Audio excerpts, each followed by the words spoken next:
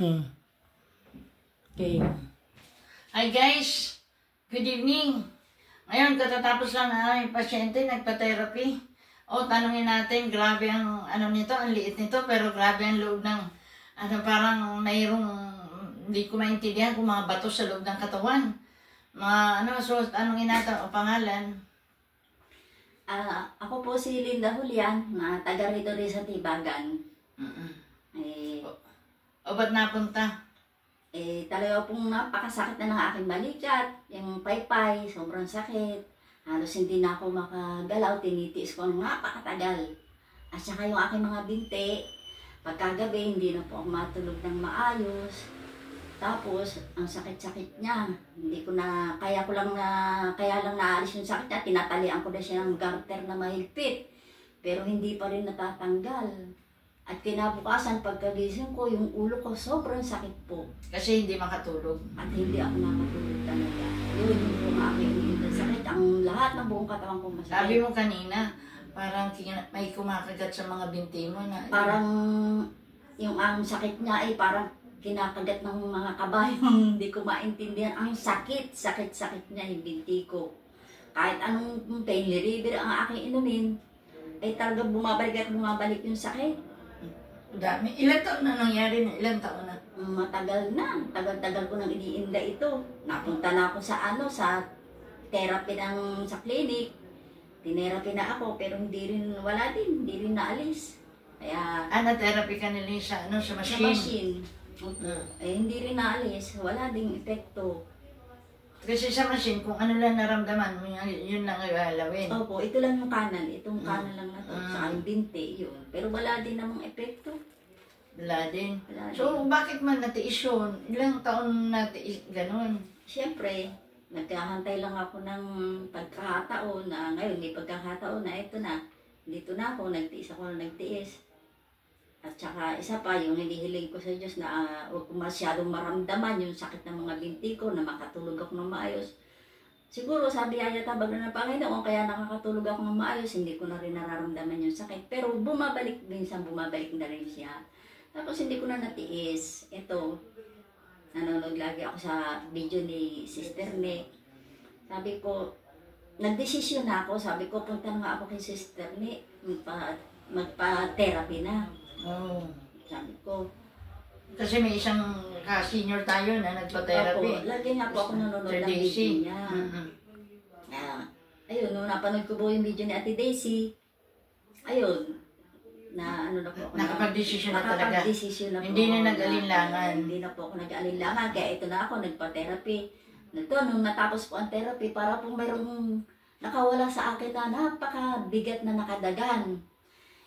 Sa katawan ko, maginhawa na yung pakiramdam ko. Para po talagang gaang na napakiramdam ko ngayon. Mga kamay, taas. Masarap na po sa pakiramdam, Sige, tayo nga muna. Tayo, sige. Sige, hakbang. Dati ang hakbang mo, parang uod. Sa balaw-balaw. Parang ano. Ang sarap sa pakiramdam. Nakakakbang ka na. Tsaka magaan ng ihakbang yung mga paa ko, magaan na. Magaan na. Tsaka hindi na masyado siyang nasakit ang aking katawan kasi dati ang katawan ko sobrang sakit, parang binugbog buong katawan. So ngayon, okay na. Ano masasabi mo? Magaan na. Kaya ngayon, hi guys, kaya ngayon mag-avail siya ng, ito, yun, Purple King. Kasi yan ang maganda kasi hindi nakakatulog, maraming pain. So itong Purple King, meron niya na black rice coffee, may black garlic, at may purple corn na napakagaling, antioxidant, anti-inflammatory,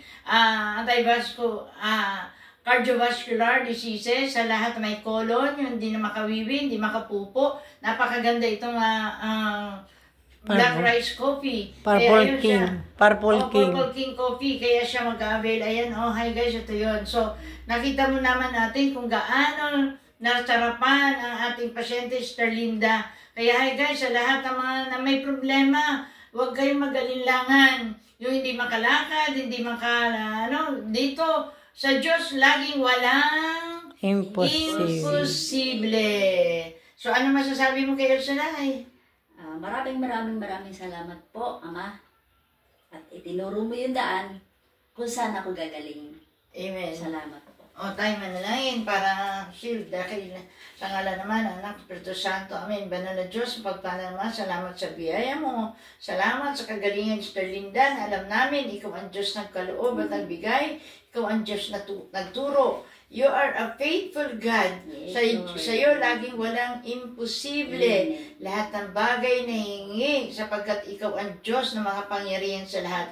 Sabi mo, humingi kayo at kayo'y bibigyan. Kaya humingi kami ng kagalingan.